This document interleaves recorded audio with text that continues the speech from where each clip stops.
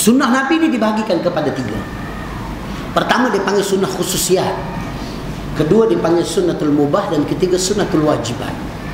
Sunnah khususiat, sunnah khusus kat Nabi. Tak payah kita fikir dah, kita tahu cukup. Nabi lebih kahwin sampai 12 orang isteri, itu hak Nabi. Sebab ulama mengkaji bahawa sunnah Nabi SAW ni juga ada beberapa bahagian sunnah, dibagikan kepada 4. Tadi 3 tadi antara peringkat dibagi pada 4. Apa dia? Sunnah individu. 1. Apa dia sunnah individu? Kita melakukan amalan sunnah untuk diri kita.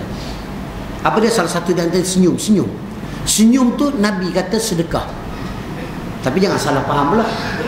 Sedekah senyuman ni sedekah khatib dia panggil. Sedekah pertemuan.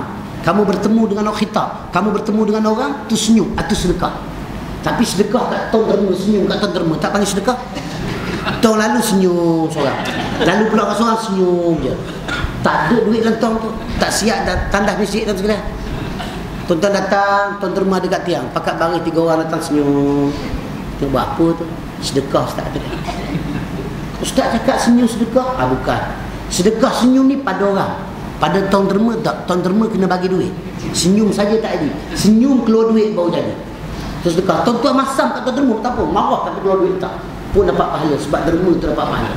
Sedekah itu sedekah dia panggil. Sebab apa? Sedekah tentang bagi duit dia tak masuk dalam sunnah individu dah. Sunnah individu senyum kepada orang, senyum kepada suami, senyum kepada isteri, senyum kepada anak-anak. Itu sedekah. Rahmat Allah bagi. Itu antara sunnah individu. Banyak sunnah individu yang kita pakai untuk kita. Yang Nabi bagi dia tidak ada kait dengan kait kita saja. Kita mari sembahyang jemaah, sunnah individu. Yang kita buat adanya wajib, adanya kaitan dengan sunnah yang sunat, sunnah yang wajib. Tuan-tuan mari menuntut ilmu, tak ada kaitan dengan orang lain. Tuan-tuan tak ada ilmu, tuan-tuan bodoh. Tuan tak ada ilmu, cerdik. Itu je mudah je cerita. Sebab apa? Bila tak ada ilmu, dia akan membabitkan perkara berkaitan dengan akidah. Tak erti kita bercakap, orang tahu kita tak cerdik. Itu tak ada ilmu. Itu individu. Sunnah juga pergi kepada sunnah keluarga. Sunnah dalam amalan keluarga. Bagaimana Nabi gambarkan kehidupan Nabi dengan Aisyah. Kehidupan Nabi dengan Aisyah sebagai seorang suami isteri. Aisyah, Nabi nak minum air, setiap kali nak minum air, Aisyah kata pada Umar apa dia? Setiap kali Nabi nak minum air, Nabi akan cari mana bekas bibir tempat Aisyah minum. Tanya lagi tempat bibir Aisyah minum. Sunnah. Nabi balik daripada apa mana tempat Nabi balik letih, daripada pasar mana Nabi letih, Nabi akan cari tempat yang paling suka Nabi tidur atas riba Aisyah. Dan tengok tentang pernah buat sebelum kahwin rajin tak riba. Belum kahwin tak riba, masa tulah manja sambil nyanyi sambil apa. Lepas kahwin dah 40 tahun kahwin tak pernah tidur atas riba. Malam ni balik tidur atas riba. Terkejut rumah tu sekalian, melompat. Tengok TV mari kepala abang dia atas riba dia. Geli geleman orang tu sekalian. Mau tak 60 tahun dah tak duduk atas riba. Tiba-tiba malam ni duduk pula dah. Tapi kalau dia datang sama kuliah malam ni, tengok ada 5 orang, 6 orang, tak apa ada kerja ni. Ada 7-8 orang, lelaki ramai. Kalau semua isteri dia bawa malam ni, balik kalau tidur atas riba, walaupun geli tak terkejut. Geli tapi tak terkejut sebab ustaz beritahu dia dengar juga. Tapi kalau rumah tak datang, tetap balik buat, jangan. Takut dia, siapkan kapan nak mati dah abang tu dia kata dia. Risau pelik sangat berlaku tu sekali. Tapi tu sunnah. Aisyah suka Nabi warin tahribu dia. Dan Nabi tempat paling suka sekali dia suka tidur tahribu Aisyah. Itu kekeluargaan. Macam mana Nabi dengan Sayyidina Hasan, Sayyidina Husain. Nabi jadi kuda. Pernah ketika wafat baginda sallallahu alaihi wasallam, apa Fatimah cakap dekat anak dia? Fatimah bagi tahu dekat Hasan, wahai Hasan dan Husain, kuda kamu dah tak ada di dunia. Boleh sebut ibaratkan kuda. Nabi memanggilkan nama dia kuda kepada Hasan dan Husain. Dia adalah kuda, Hasan adalah penunggang. Nabi sebutkan diri dia begitu. Kerana mesranya kita tu sekalian. Kita ada dengan anak kita nyata sekalian. Oh jangan tuan-tuan. Kamu pula ayah tuan-tuan sekalian. Macam singa. Marah tu macam singa. Tuan-tuan tengok lakonan Husain Abu Hasan. Macam tu lah marah depan kita. Marah macam Husain Abu Hasan berlakon sekalian. Marah sungguh. Oh dahsyat lah. Tak ada.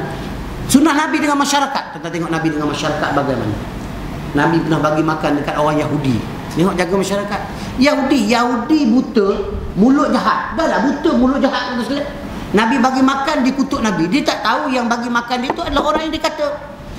Tiap-tiap hari Nabi makan. Nabi nak pergi semayang, Nabi pesan dekat Aisyah, tolong masukkan makanan aku nak bawa, nak bagi makan pada orang Yahudi tepi pintu masjid. Nabi pergi masuk siap semayang, Nabi keluar, Nabi bagi dia makan. Satu hari Nabi makan benda dia kerah, dia katakan Nabi kerah ni kau bagi aku makan. Nabi kunyah tu tuan sekalian. Nabi sumbatkan dalam mulut dia. Baiknya Nabi tu sekalian. Sambil Nabi makan, apa orang Yahudi tu cakap? Dia kata engkau ni baik sungguh, kata dia. Mudah-mudahan kau tak terikutlah dengan ajaran Muhammad tu. Muhammad tu dah lah gila, jahat pula tu, kata dia. Yang dia cakap tu Muhammad ni tak sedar, tapi dia kutuk Nabi. Ada Nabi marah tuan sekalian. Tuan-tuan cuba bayang kalau tuan-tuan duduk kat tempat Nabi. Tuan kata, tuan aku pun sakit hati lah. Aku tengah bagi makan, tiba-tiba dia kutuk aku, tuan. Memang aku tengah-tengah mulut dia. Tak ada cili, aku letak cili. Ini sedap ni, tengah cili tu, dan gelupur tu.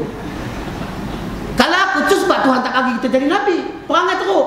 Tapi Nabi hebat dia. Tuan tengok. Allah Azim hebat.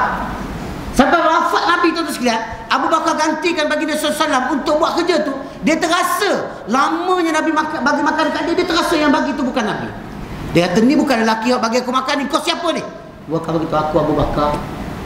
Aku gantikan lelaki yang tu. Engkau pergi ikut Muhammad. Macam mana boleh ganti lelaki tu? Mana lelaki tu dah tak ada dah? Abu Bakar kata, lelaki yang kamu kata tu dah tak ada. Yang bagi makan dekat kamu tu dah tak ada. Dah tak ada. Dia kenapa kau datang bagi? Aku nak tolong, nak tunaikan hajat dia. Aku dah dengar senyap dah Muhammad tak bunyi ke mana-mana pergi Muhammad. Kau kan bakal kawan dia. Muhammad kan pergi. Dia kata Muhammad pun dah tak ada dah. Lepas tu dia diam. Dia kata Muhammad tak ada, lelaki bagi makan pun tak ada. Kau tahu tak siapa lagi kau bagi makan? Lelaki yang bagi kau makan yang kamu kata jahat, itulah lelaki yang bagi kamu makan pada setiap hari. Menangis tuan-tuan Yahudi tu. Tuan-tuan tengok akhlak Nabi kan. Akhlak Nabi tu dia tunjuk sampai menangis. Yahudi tu masuk Islam ikut riwayat tuan-tuan sekalian. Kerana apa? Mulianya Nabi SAW sifat dia. Tak jadi pada kita tuan sekalian. Memanglah kita usaha nak jadi macam Nabi, tapi memang tak capai. Nabi ni hebat, Allah Ta'ala latih tarbiyah dia begitu hebat. Tapi nak cerita sunnah Nabi dengan masyarakat bagaimana? Bila tak tuan-tuan sekalian, kita berbaik dengan orang bukan Islam, ada manfaat tuan-tuan sekalian.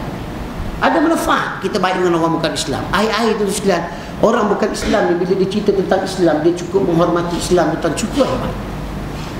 Dulu sebab dia tak faham Islam, bila dia memahami Islam, bahawa Islam tak ganggu dia, Islam tak kacau dia tak rasa marah tuan-tuan sekalian. Saya pernah berceramah di kuil Hindu tuan-tuan sekalian. Kuil Hindu berceramah, tuan-tuan pening kepala nak pergi, aku lagi bengong nak pergi tuan-tuan sekalian. Dia cabar saya tuan-tuan sekalian, cabar. Dia kata Haji bercakap sedap macam ni, kata dia, Haji boleh ceramah dekat orang bukan Islam. Saya kata boleh. Saya tak nak dia ada satu gambaran dalam kepala otak dia Islam tak mampu. Itu saya punya pandangan. Bila dia tanya bahawa Islam dia, saya jawab boleh terus. On the spot siap, boleh. Kalau saya panggil Haji ceramah, saya kata boleh. Kenapa sebelum ni tak ada orang Islam, ustaz-ustaz pergi ceramah dekat tempat aku Hindu, kata tak ada orang panggil. Cuba panggil, saya pergi. Kalau saya pengaji pergi, saya bersedia bila-bila masa. Kepala otak bergelegak mikir, mampu aku kalau dia panggil kali ni. Mu tak ada gila tu sebelah. Tuan-tuan nak baca apa dia? Takkan nak pergi Bismillahirrahmanirrahim. Bengong India dengar tu sebelah. Dia baca Al-Quran kat aku apa pula? Tapi Allah Ta'ala Maha Kuasa tu sekalian. Dia panggil, dia kumpulkan remaja India, anak-anak dan ibu bapa tu sekalian. Saya pergi kat kuih, saya nak bercakap apa dia ada buat majlis dia. Lepas tu tepi kuih tu dia pasang kemah, sambil nak makan minta saya bercakap. Saya bercakap tu sekalian. Saya cerita apa tuan? Cerita tentang keluarga. Allah Azim hebat. Islam ajak keluarga memberi manfaat kepada kehidupan dia. Apa saya cerita? Suami tanggungjawab terhadap isteri, isteri hormat suami, anak-anak hormat bapa. Saya cerita apa yang ada pada Islam 100%. Semua saya tak baca je ayat Al-Quran yang kaitan dengan cakap kasar, saya tak baca tu. Cuma saya cerita tentang itulah Islam, tentang dia. Dan saya kata ajaran yang cerita dekat tuan-tuan ni semuanya ajaran Islam yang mana Allah Ta'ala bagi, Tuhan Allah bagi jaminan pada semua Islam dan bukan Islam. Tepuk tangan ni dia nak takbir, tak boleh. Kalau dia takbir aku lari. Tapi dia tepuk tangan tuan-tuan sekalian, siap tepuk tangan. Dia kata Haji tahu juga tentang agama kita, kata dia. Saya kata bukan, memang Islam ajar benda yang sama. Dan untuk semua agama boleh terima pakai. Seronok tuan-tuan sekalian. Indah tu seronok. Pada mula pergi tak ada akal nak fikir apa nak cakap, kita tak nampak. Tapi bila kita cerita Islam tu sekalian, dia cukup hebat tu. Lepas pada tu tuan-tuan sekalian, saya buat program motivasi cuti sekolah. Ibu bapa India datang hantar anak 7 orang tu sekalian. Buat mesti kem ibadat dia pergi hantar. Kalau kem motivasi takkan juga. Kemah ibadat. Saya kata Aci yang saya buat ni bukan motivasi. Ini kem ibadat untuk semayang, nak ajar cara semayang. Tak apalah, jadi bawa dia masuk asal dia ada program, kata dia. Jenuh aku nak ajar semayang. Macam mana aku tak erti semayang macam dia. Tapi dia suruh masuk juga, saya masuk juga, tak apalah. Daftar juga nama 7 orang.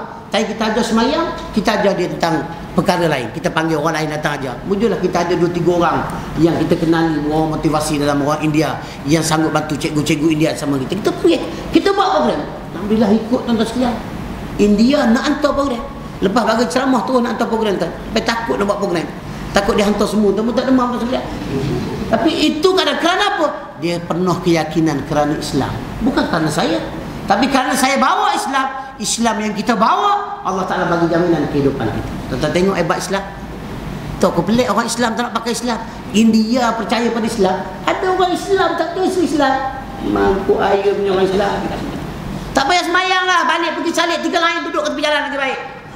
Kalau semayang tak percaya Islam buat apa? Baik orang bukan Islam percaya kepada Islam. Kita yang Islam tak yakin dengan Islam yang dibawa Nabi SAW. Tuan-tuan tengok. Tuan-tuan tengok bila Nabi sebut antara kehidupan yang dibawa melalui masyarakat. Itu antara sunnah yang ada. Daripada 3 bahagian sunnah tadi dipecahkan pada 4. Sunnah dengan masyarakat, bagaimana kita nak buat pada masyarakat. Bahawa Nabi SAW berbuat baik dengan orang-orang bukan Islam. Yahudi kencing dalam masjid sekalipun, Nabi tak bertindak kasar. Umar Al-Khattab panggil, ya Rasulullah, aku panggil orang Yahudi tu. Nabi kata jangan Umar. Umar dia sepanggil pengampun, tuan sekalian. Tak ada Nabi panggil, "Sini tak siapa suruh kencing, ambil parang." Putus hilang tuan sekalian. Tak ada, Nabi tak kerat tuan sekalian. Nabi sudut tepi kau diam tak apa. Basuh Nabi panggil sahabat, tak bawa bekas kat bawah. Nabi tolong jiruh bersihkan kencing Yahudi. Yahudi kata, "Ya Allah, ni Rasulullah ke? Ni ke Muhammad? Masuk Islam?" Tuan-tuan tengok. Pendekatan Nabi bawa pada orang bukan Islam. Ini menakut-nakutkan orang Islam. Dengan kisah kalimah Allah menakutkan orang Islam. Orang kafir boleh cakap, Tuhan Allah tu pun kami punya. Nak jawab apa tu Islam? Nak jawab apa? Sebab nama Allah, kita tak ada bincang tuan-tuan, dalam bab hukum Islam ada hukum-hukum yang boleh kita perbahaskan kepada masyarakat. Ada hukum tak boleh. Kerana apa? Kerana boleh mengelirukan masyarakat. Kena bahas pada bahagian-bahagian ilmu. Sebab daripada segi hukum betul, ada kata tak boleh betul, ada kata boleh betul. Tetapi asasnya berbeza. Yang dikatakan boleh, boleh menggunakan nama Allah dengan syarat-syarat telah ditetapkan. Jangan mempermainkan agama Allah dan jangan gunakan agama Allah untuk pemuja-pujaan kamu. Sekadar terjemahan tak apa.